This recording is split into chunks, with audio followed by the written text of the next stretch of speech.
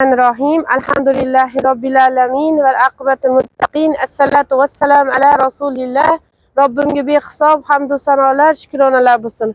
Rabbim eng muqaddas yerlariga Rabbim qadamimizni yetkazib qo'ydi. Yo'llarimizni aritib, sog' salomat yetib keldik. Kelganimizda Rabbim yer yuzidagi jannat eshigini biz uchun ochib qo'ydi.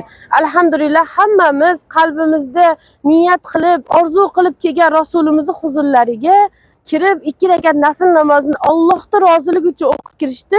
Rabbim o'zi nasib qildi. Alloh dargohida Allohim inshaalloh jannatni o'ziga ham, oxirat jannatiga ham kirib namoz o'qishni Rabbim o'zi nasib qilsin. Hammalarimiz amallarimizdan Alloh o'zi rozi bo'lsin. Bu gapni nima uchun aytyapman? Biz qilayotgan har bir amalimizni Allohning roziligi uchun qilishni odat qilaylik. Shu narsani, ya'ni ilmlilar aytadi, niyatimizni to'g'rilab olaylik. Borib ashirlar ko'rib keling. Ko'pchilik ko'rgan joyda men ham boray. Maqsad Allohning roziligini olsin. Allohning roziligi uchun kelganingizni qayta-qayta o'zingizlarga singdiringlar. Bunday muqaddas joyga Robbim o'zi nasib qildi. Endi bu yerlarda amallarimizni aytishimiz kerak. Bu narsani ustida bitta misolda aytib beraman sizlarga.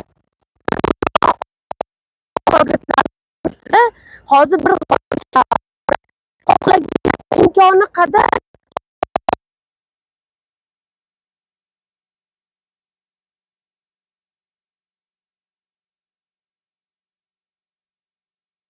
kimdir men toshda nima qilaman deb olmabdi. Kimdir qo'ligagina olyapti. Tashqariga chiqqanda yorug'likka bu g'orda boshidan u g'orda boshiga chiqsa, tashqarida chiqqan qo'lidagi oltin, kumush zarlarmish. Boylik inson uchun, haligi qoplab olgan odam yaxshi ham ko'proq olibdi. Hali nimaligini bilmagan, lekin ustoz aytgan. Qancha olsanglar olinglar degan. Ya'ni qo'liga ozgina olgan odam afsus qilib ko'proq olmagan. Biz shunaqa joyga keldik, shunaqa g'orga keldik. Savob amalimizni ko'proq ko'paytirib, bir rakat namozimizni o'qib, ming rakat savobga keldik.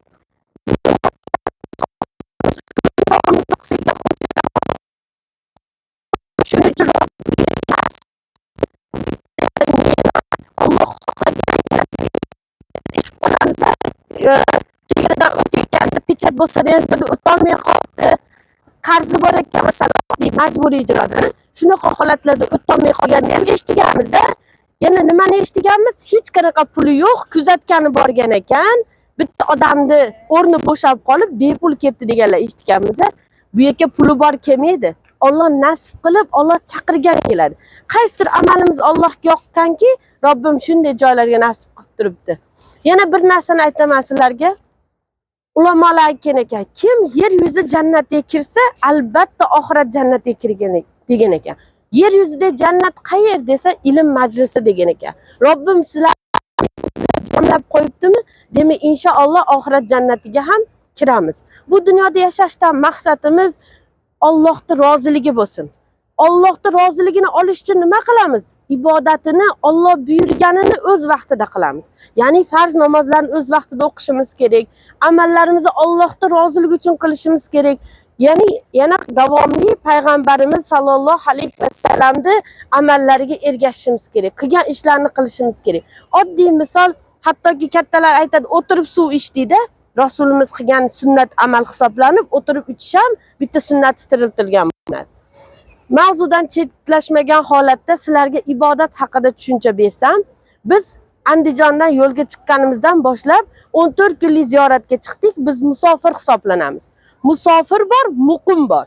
Siz hozir safarga chiqyapsiz, siz aytasiz, men bilmayman, qachon xohlaganda shunda kelaman yoki bir oy yurib kelaman degan niyatda chiqdingizmi, siz muqim hisoblanib qolasiz.